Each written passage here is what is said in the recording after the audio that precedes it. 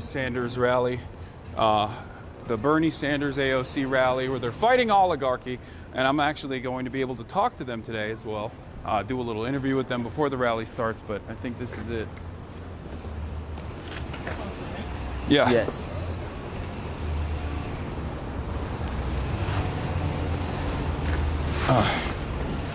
Ow.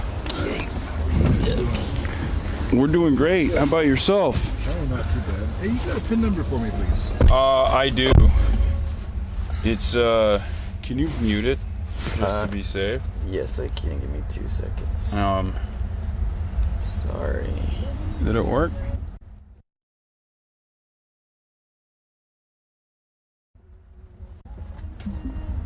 Perfect. You guys are going to the Craig Ranch Amphitheater. Yeah. It's okay. That's public, yeah. Yeah. All right. We're gonna be early. Really, what's the ETA? 53. 22 minutes. Yeah, 53. Nice. I have an ND filter because it's the middle of the I day. saw. Yeah. You guys here It's for the very WPPI? dark. I can turn it up. Or what? Are you here for the WPPI? What's that? Photography convention? No. Nope. Okay. Are you? Do you do photography? I do photography, yeah. Yeah. What kind of photography? Mainly stills. That's cool. Yeah. Went for quite a... Went to the convention the other day, checked it out. Pretty neat. Yeah. What do you guys do? We are here for the rally, the Bernie rally. Bernie rally? Yeah, there's a Bernie rally today. Bernie Sanders? Yeah. Interesting. Yeah. You like Bernie? I know him. I don't like him. I don't dislike him. Mm-hmm. I just surprised that he's having a rally right now. Yeah, he's doing a, it's time to get up off our asses and get back to work rally to try to get people to, Wow. to try to get people to ensure that, yeah, he's like, he's got smoke for everybody right now. He's got smoke for the Democrats. He's got smoke for the Republicans. He's saying, like, we got to do more for the citizens, for the American citizens. And I feel like the administration doing some scary stuff in general with the administrative state, and this guy's talking about abolishing the Department of Education today. Mm-hmm. So, it's more of a critique on that. And how to move forward, try to figure out a way to get out of the bind that we're in. Well, like when it comes to the Department of Education, what are they doing for us? Because I know this, the education, they're not helping the kids. What is it doing? What is the Department of Education doing? Yeah. There's a lot of stuff that it does, specifically for like disabled students, like setting. Totally. You need all that. There's a lot of funding that it. There's a lot of funding on the program, such as that one. There is, some kind of regulatory mechanism that it maintains over schools, so people aren't just like teaching random crazy shit. You know what I mean? In schools, stuff like that. Big part of it is also student loans, obviously. Mm-hmm. Trump is definitely keeping that part.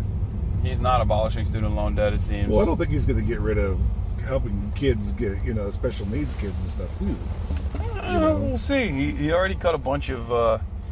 they just passed a continued resolution that gave Trump the power to cut a bunch of these programs, like mental health programs that help people struggling with, like, mental health and things like that. So some of the challenges I see right now in all of it is that this last administration went through, and I mean, how much money is being spent on stupid stuff. But a lot of the stupid stuff, like a trans Sesame Street in Iraq. Why are we spending money on that? Yeah, you're talking about the USAID stuff. Huh? Yeah, but that's the thing is, if you're spending that kind of money, but the kids our school we test at the bottom of the barrel. How do we get that better? When you're spending that much money on it, and the United States kids are just dumb as a box of rocks compared to the majority of the other countries, and we spend more money than anybody. What's wrong with it? That's the question. How do we fix it? No, I agree. I think our education system is absolutely awful. The thing is, like, Trump always talks about Norway. He talks about, like, China. He's like, these guys have so much better education than we do, right? And he's always talking about that. And it's like, those countries don't have private education. We do. They have a very different approach. They understand that the next generation must be properly educated so that we can have a competitive labor force. And I feel like we're moving in the opposite direction. If we want to fix education, I think the real solution is to make sure that, you know, we have a proper regulatory mechanism and no room for private schools or charter schools and things like that, and to bring up the public structure to resemble some of these other countries that have significantly better outcomes. You know? Yeah. I know it sounds like a dream in America, but... Well, the other thing that you see right now is those countries you're talking about, like China and, you know, like Asians and stuff like that. It's not just the schools; it's the family unit is also that way. You know, it's a big deal to be, you know, educated and smart and take care of and the parents are on top of the kids to make sure that they study, and, you know, it's just normal for them. To where here in the U.S., it's just like, we can go skateboarding today. Bye, Mom. You know, is your homework done? Oh, I'll do it later. I mean, so part of it's the family unit too. Sure, but you know, you can't control. You can't, like, enforce culture, right? If that's the problem, like, the best you can do is still try to bring up the at the government level, at least, like, try to bring up the quality of education to the best of your ability. And make it so that people actually enjoy going to school. You know, like, one of the big problems in America is school classroom sizes. Schools are so underfunded. They got 40 students to a classroom. Teachers can't deal with 40 students, you know? It's crazy. It's disastrous. And when the product is bad, then the teachers are already overworked. They're not getting paid enough. And on top of that, they have to take care of 40 kids. Nobody wants to go to school. Nobody wants to pay attention. And then it reflects in the results. We're also more prone to pay a guy playing football or baseball millions of dollars. And that we don't too, yeah. give a crap about the people shaping our children.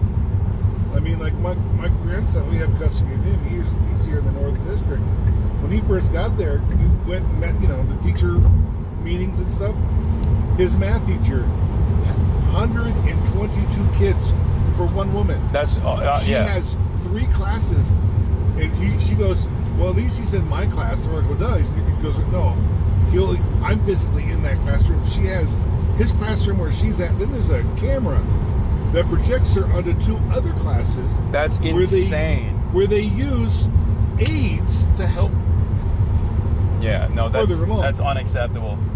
And, That's so totally, utterly insane. But see, that's what I mean. Like, that's not happening in Sweden. That's not happening in Norway. Yeah. As a matter of fact, But Sweden, it's happening here. They and did in that. Vegas, that's the other part that pisses you off too. Because we get the federal, but we also have state funds. This place generates over $1 billion a month. Yeah. And you can't help the kids here? Yeah. Well, they built stadiums with that money. Mm-hmm. You know? Yep. Exactly.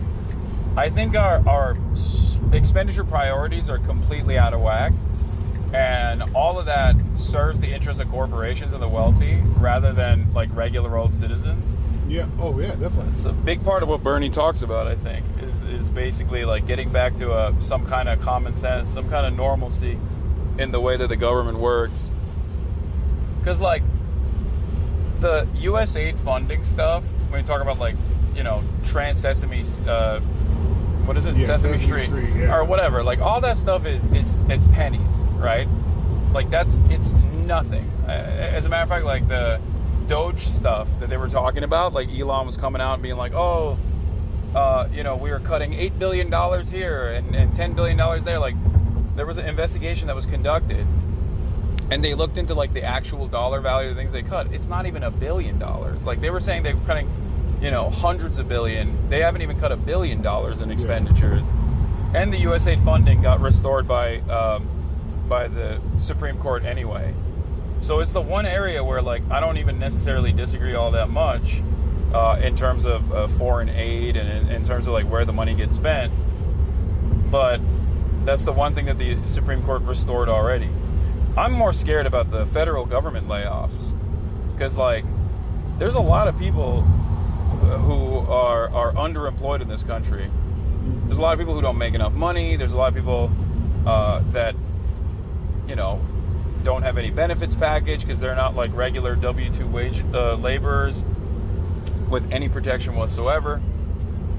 And on top of that, you got the one like bastion, the last bastion of like middle class jobs in the federal government, and you're cutting that by the tens of thousands for no discernible reason. I'm like, things are going to start breaking, Well, the interesting thing is with the first round of them was just saying you had to come back into the office, and they lost like 75 million of them, or some amazing amount, just by saying you have to come back to the office and work.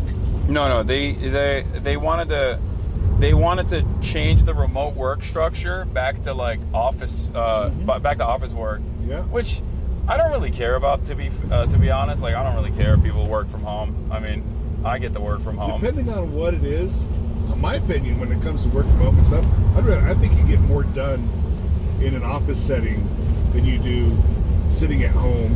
But it also depends on what the career is. Yeah. I mean, if you're just adding up numbers in a column, it doesn't matter where you do it at.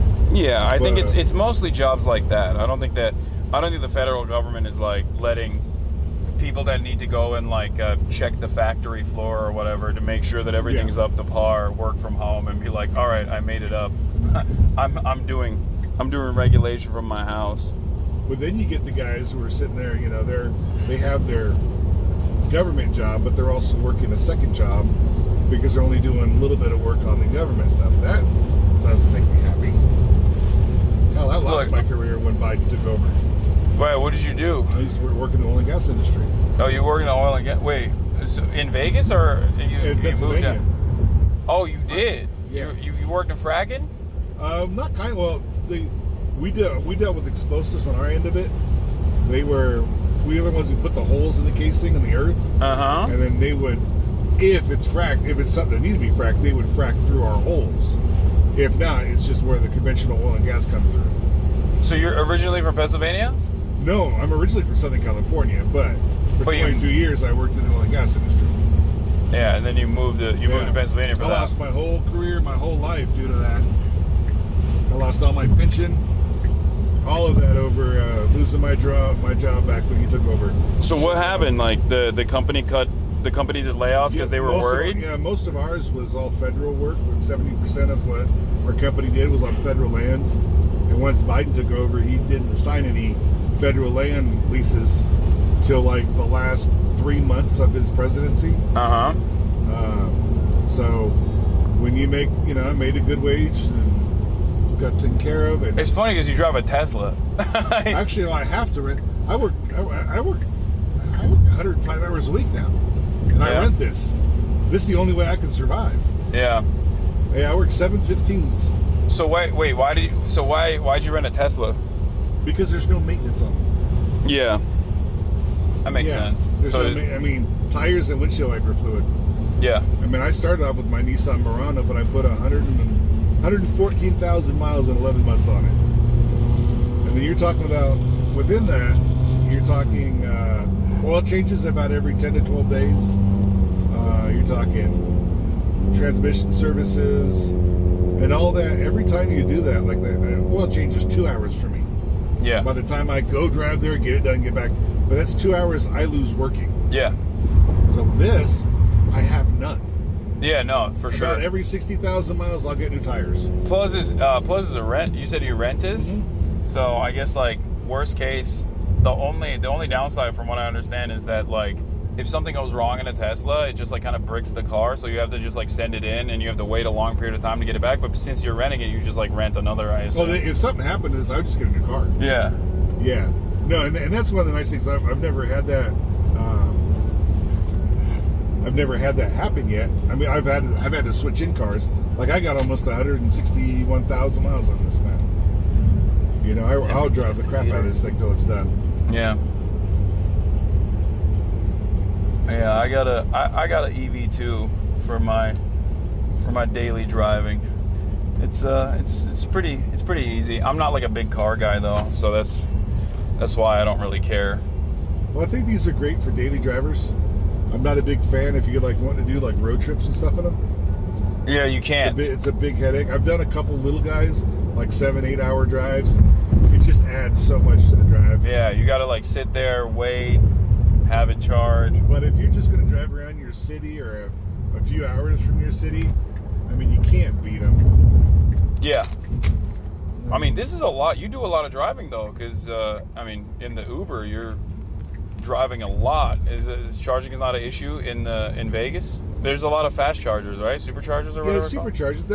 It's still a kind of a pain, but I've got it used to. Like, I will stop at lunchtime and go charge, and I'll go get lunch. Yeah. You know, so I kind of combine my time together with that. How long is the supercharging? How long does that take? Typically about 40 minutes is an average.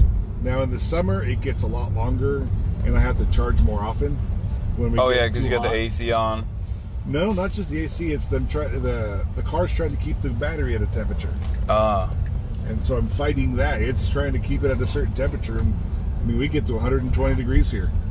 True. And that battery is just the AC for that. It puts all the power to that first. It's trying to save the battery. Yeah. And then whatever they got left is out here. There's sometimes you'll be on AC, but this is lukewarm at best. Yeah. And I feel like the more usage you have on the battery, the more the battery life is worse, right? Like, yeah, it does go down, but like I said, I got 160,000 on here. This thing, full battery originally was about 290 miles is what it said. And right now, even at full charge, it says it's like 250. That's pretty good. 260. Yeah. I mean, I don't ever pay attention to miles. My percentages are more important to me. Have you ever seen the crazy stuff that they're doing in China? They got they got cars now. They just like roll up, and then there's a platform that like raises the car a little bit, and the battery swaps it in a second. Well, yeah. Well, they've been talking about doing that here. Yeah. That would be kind of cool. Something you can pull out and redo. Yeah. I think it's just like it's probably too costly for us, so we can't do it. You know. They just got to figure out what they got to do is they got to find some kind of they got to get their transfer rates down. They got to find a way to make it get into the battery quicker. You know, that's one of the biggest problems with these is just the time it takes. Yeah, you would probably have to redo all the cars too. That's like, I suspected that would be too costly. We don't do that. Hey, there's places in Germany now that are making putting rechargers on the roads so they can recharge batteries when you drive over certain I've heard that too. Yeah, I think it was in the Netherlands that tried to do that, but I don't know how that works, to be honest. I don't know how well that would work. Yeah, I don't know either. I don't understand how would that affect other vehicles on it. Yeah, it's like I don't even understand how the iPhone charges when you put the MagSafe thing, like you put it on top of a thing and it charges the battery. I don't know how that works either. It's magic. So, where are you guys coming from? Los Angeles. Los Angeles. How long have you known about this rally? How long ago was it announced? Is it months ago? I mean, is it? I don't know. No. It wasn't months ago. No, it's recent. Bernie decided, he's taking it to the road like maybe a month ago, and he's been going all around the country to different places. Like, he's in Nevada today for a couple hours, and then flying out to Arizona. He's doing one in Tucson. Tomorrow he's doing one in Denver. So he's going all around. He first did the East Coast. Now he's doing the West Coast, up and down the West Coast. Trying to get people to be a little bit more agitated about all the things that are going on. Trump did it too. So. Yeah. Well, Trump, the Republicans talk to everybody, mainly the podcasts. Yeah. You know, the thing is, You're a big podcast fan? oh, big podcast. Yeah. Who do you watch? Oh, shit, a lot. I watch Rogan and Theo Sean Vaughn? Ryan. Huh? You watch- I have. Yeah. Yeah? I like him. Yeah. I was on Theo Vaughn. Maybe you saw it. Oh, were you? Right on. Yeah, I was after Candace Owens. Okay, I'll look it up. Yeah. Yeah, but Sandwich between Candace Owens and what's the guy from yeah, I like Righteous Theo Vaughn. Righteous Gemstones? Yeah, he's a cool dude. No, but see, like, even Rogan offered Kamala and Biden to come on there, Yeah. but they just wouldn't do it. What was it? I forget what it was, but like I think she should have done it. Yeah, it was a big mistake not well, to. that's the thing. Well, the problem is with her, she was all scripted. That's the problem. She can't sit there and talk by herself for 3 hours. You know, she's really good if she's got a script in front of her. But I don't even think she's really good when she's got a script in front of her. she was better with a script in front of her. Yeah, no, there's definitely a crisis of how disingenuous a lot of Democrats seem on camera, for sure. I think overall, though, I mean, it's also policies. Like they don't have any discernible policies, so then they can be humiliated by the Republicans so regularly. They'll say like, "Oh, you care about." Here, I'll give you an example. Like the ads about offering bottom surgery to transgender undocumented migrants, right? Like that was like a big thing. You know, you laugh, but like that was happening under the Trump administration too. It's just like such a minor part that no one ever even focuses on. It's like a normal part of the process, except when Kamala didn't have any like discernible policies you could point to, then that's the only thing the Republicans point to. Then people are going to be like, oh yeah, that's all she cares about. That's all she stands for. Well, the whole thing about, I think the Democrats really lost it when two things. They went after the kids, and they couldn't even tell people what a woman was. I mean, that kind of stuff is, I think that kind of stuff is just distraction. It's distraction by the Republicans, really, where they're like, they constantly talk about that stuff. But is that putting food on your table? Is that putting money in your pocket? Well, no. How would you feel if your kid goes to school and he leaves and comes back as a girl and you had no control over it? I don't think that's how it works. Well, no, they would actually talk to the children about what they thought, you know, and they could actually get in, you know. That's not exactly how that works. It's just like it's like the gay stuff in the 90s, right? Like when there was an initiative to be more open-minded towards gay people, schools would also be more open-minded towards gay people to make sure that there wasn't like bullying or, you know, because there's like a big teenage suicide crisis happening in America too, like in order to avoid that sort of stuff.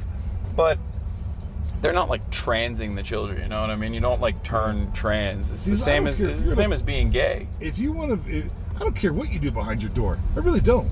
If you want to be whatever, do it. I really don't care. As long as you're not hurting anybody else. Exactly. Or some, you know, I don't care. It says. But here, I'll tell you this much, right? There's what do you think the number of like, Trump did this thing with trans athletes, right? I think this is it. Yeah, this is where it's taken. Yeah. Do you happen to know where the amphitheater is? I have no. All right, we'll figure it out. We'll figure it out. But yeah, last thing I was gonna say is Trump did this whole thing with trans athletes. You know the number of trans athletes? I don't. Yeah, is 49. So I just remember seeing like what's her name get beat by a male on the thing, and to see the boxer get punched, and it's like. Yeah, well, that's the thing. It's just like it's a distraction. Yeah. It's just like it's the Republican method of being like, we're not going to do shit that actually puts more money in your pocket. So just focus on this. Gotcha. All right, have a good one, sir. Thank you. All right. All right, guys, have a good day. You too.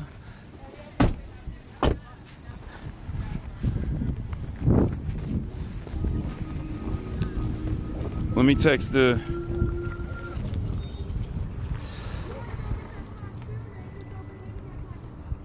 The camera being used with your pack is streaming 4K. TVU doesn't downscale, so it's streaming 4K out. Is it a Sony?